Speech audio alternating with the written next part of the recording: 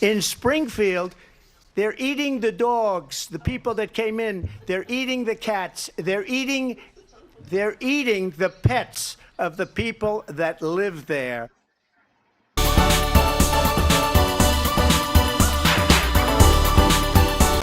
Hello guys, welcome back to the show. If you're new to the show, please hit the like button and subscribe and hit the notification bell. We once again had a display of classic Donald Trump. Donald Trump once again made an outlandish and racist remark about immigrants. This time it was about Haitian immigrants in Springfield, Ohio. In Springfield, they're eating the dogs, the people that came in. They're eating the cats. They're eating the pets of the people that live there. This story actually originated from a post on Facebook in which someone said, quote, "My neighbor informed me that her daughter's friend had lost her cat. My neighbor informed me that her daughter's friend had lost her cat." And something that is completely unfounded and unverifiable.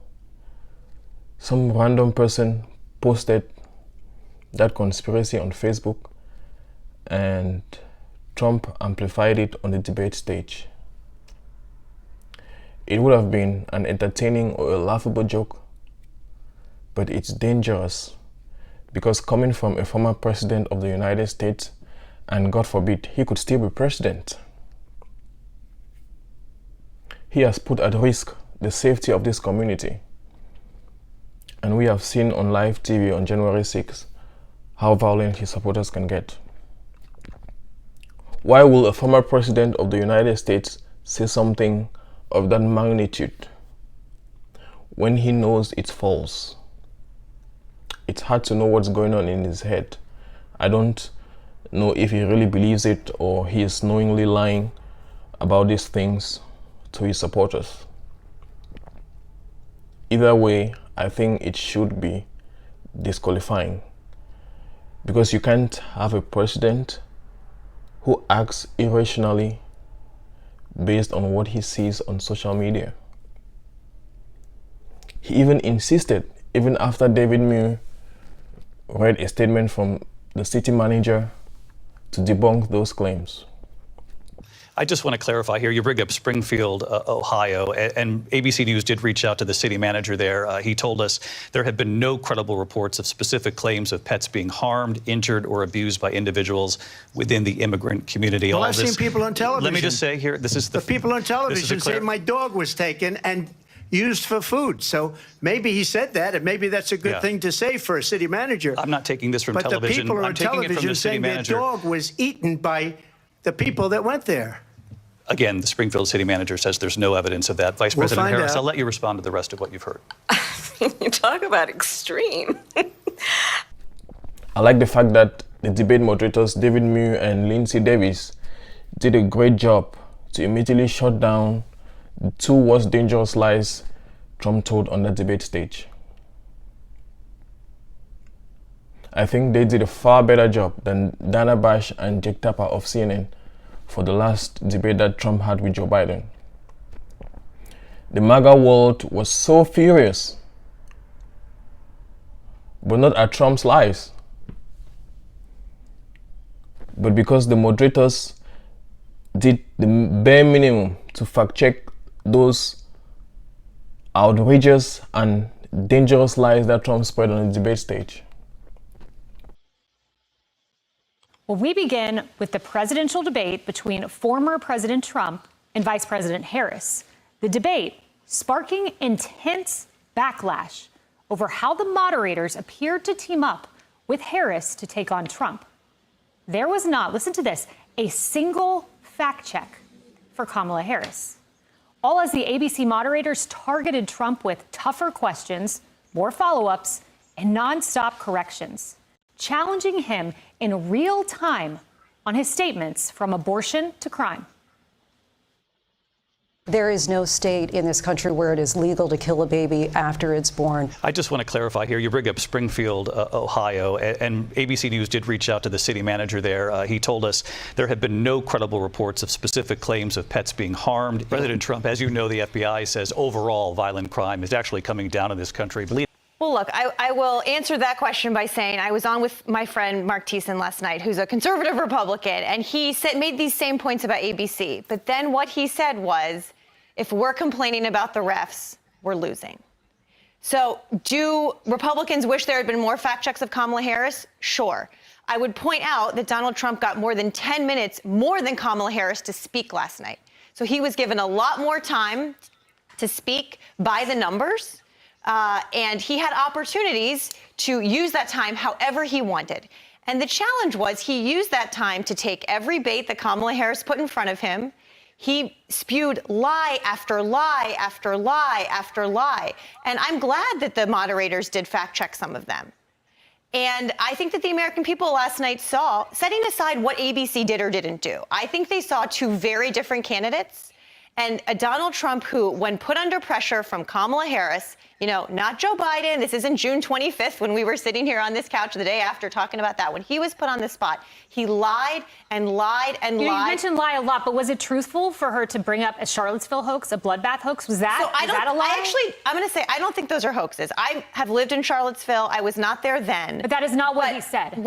I have watched that over and over again. And it's not just that, Kayleigh. There are so many times he has winked and nodded to white supremacists throughout his career. It's not in a vacuum here. He has told the Proud Boys that he supports things they do. He has dined with their leader. This isn't in a vacuum here. He has denounced white supremacy repeatedly. While he embraces it repeatedly. And again, if we're talking about politics and whether, to Harris's point, it will move the needle, we're sitting here today talking about how close Donald Trump is to white supremacists after a night. No, where I think that's what you're talking about. That's what you're talking about. A lot of the American people are today. And look, if we're talking about whether people are eating cats and whether we are talking today about him going down rabbit that is what you are talking about, white supremacy and cat eating. The American people, Emily, I believe, wanted to see that's not what the focus group showed. They would lower costs at the grocery store, how Kamala Harris would lower housing costs, how she would secure the border, how she would end two wars that, by the way, were created on her watch. They weren't thinking about cats and white supremacy.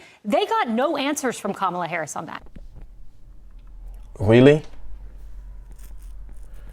This Trump's Republican Party or the MAGA cult, they will support and amplify those lies because it fosters their goals to instill fear and divide so they can hold on to power at any cost and continue to promote their unpopular policies on the majority of Americans. They look for every possible explanation to Trump's erratic behavior. They even tried to tell you that what you saw on live TV at the debate wasn't real. For Trump, if he can't control himself where he gets so aggrieved all the time and goes into the grievance, he had so many opportunities. And I think he went in there with the notion, I am going to highlight her record and what happened. But then he didn't. Okay, but let's not overthink it. This is like you had a wedding and it didn't go exactly as you wanted, but no one else really knows it. Trump controlled. Other people know this. Yeah, but Trump controlled himself more than normal. Okay. I don't think that's an argument that's going to make people feel good about from that point of view, did he miss opportunities? What she did well, I would say, she would avoid answering the question, then pivot to something and talk about the crowd size or talk about Wharton. And then jumped right on it. Then he would jump every on one it. of those. He should just avoided that. But that doesn't. What does that tell you about his ability to? One of the commentators afterwards made a comment about, it maybe men are just too emotional to be president. That was rich. Kevin McCarthy, a MAGA lunatic former Speaker of the House, telling us to support Trump because even though he was unhinged and racist and angry in public display on live TV, he is usually worse than that. It's acceptable because what he did was not his worst, so it's acceptable. Kevin McCarthy is telling us to not hold Trump to the same standard worthy of the presidency of the United States. Let's grade him on a curve like the mainstream media has always done. They claim